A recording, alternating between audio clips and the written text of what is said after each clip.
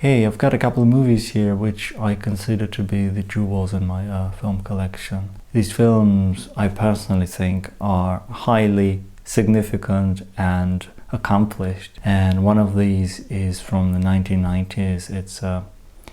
I guess it's a crime drama. It's a Japanese film from director Takeshi Kitano. Talking about this 1997 film, Hanabi. It was a festival favorite when it came out. I remember being captivated by the film's style, which is deceptively simple. There is a very limited number of shots in this film, and then the pace gets disrupted when there is some striking, maybe violent moment where the editing becomes suddenly very deliberately very choppy, and it's a very I think it's like a signature film for this filmmaker, which put him on the map for the Western audiences. Hanabi is a violent film. It's about this basically this thug, this violent criminal who takes off on a journey with his sick wife, and the gangsters are on his tail. So that's the basic outline, and it's a serene film, punctuated by some explosive violence. And next up is a French movie. It's also from the 1990s, and the title is a reference to Shakespeare. The English title is The Sound and the Fury. I have this nice Blu-ray here from Carlotta Films. And this film, the first time I saw it, it completely blew me away, because I could identify with the characters. I just felt immediately plugged into the story, which doesn't happen very often. There are times when I enjoy the film on the aesthetic level, but the concerns, the themes may be quite,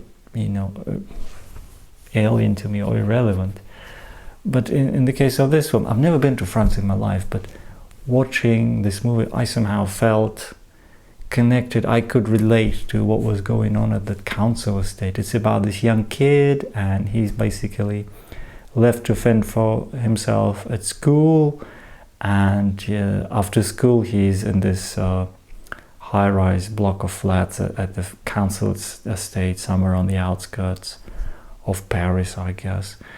And it's a tremendously touching story, and it has a lot of tragic elements. It is Shakespearean, and the visual presentation of the film, some of the visual choices are just stunning. I don't hear people talk about The Sound of the Fury very often. The director's name is Jean-Claude Brissot, and he's made several more controversial films, often with adult themes and sexual content, and I think he's already dead now, the director. And this is one of his earlier films, and there is Bruno Cremer is in this film, who used to play Inspector Maigret in the TV series. If you feel like watching a really superb European drama, I would say you can't go wrong with The Sound and the Fury. There is also, curiously, a reference to George Romero. At one point, the two friends, they watch a movie on tape at home. They watch a video, and it's George Romero's Dawn of the Dead, and they show one of the famous gory moments, the headshot.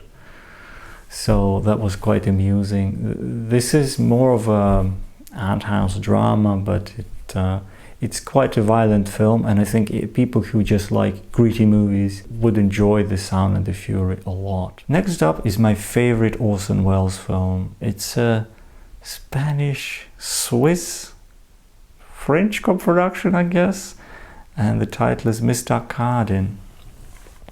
I love Mr. Cardin more than Touch of Evil, more than Citizen Kane. It's my favorite from all of Orson Welles' films I've seen. It was made in the 50s, I guess, and it took a while to make, so they shot bits and pieces in different countries, and there are several edits of the film available. I love the basic story structure, which is like kind of like a detective story with the main character uncovering.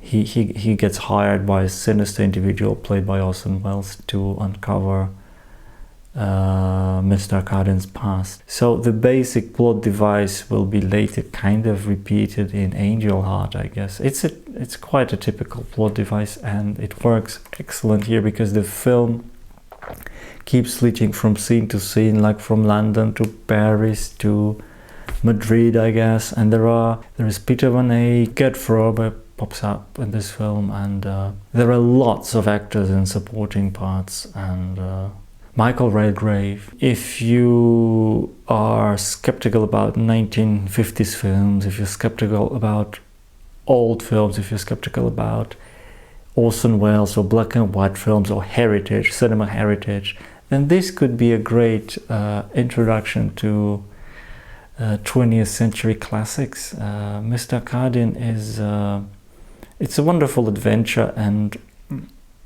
it just has so much about it which defines 20th century cinema and Orson Welles' cinema, so I think it's unmissable. Mr. Arkadian is also known as a Confidential Report, and in France the title is Dossier Secret, which I guess is the French rendering of a Confidential Report. I can't wait to rewatch this one, actually. It's one of my very favorite films. When I first saw it, I was like, I was not immediately blown away by it. I didn't really see what the fuss was about, but I felt compelled to revisit it, and I've seen this film like at least 6 times, and I've only discovered it not so long ago, so that's definitely one of the most treasured Blu-rays I have in my collection.